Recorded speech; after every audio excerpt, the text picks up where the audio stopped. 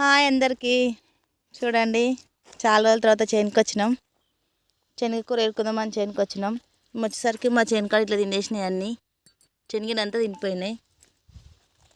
ఏం తింటున్నాయో తెలుస్తలేదు. కుందేలు తింటున్నాయా, ఇంకేమైనా తింటున్నాయా తెలుస్తలేదు. మందు కొట్టినా కానీ అట్లనే తిన్నాయి. చూడండి, మీ దగ్గర శనగలు ఇట్లనే తింటాయా ఏమన్నా?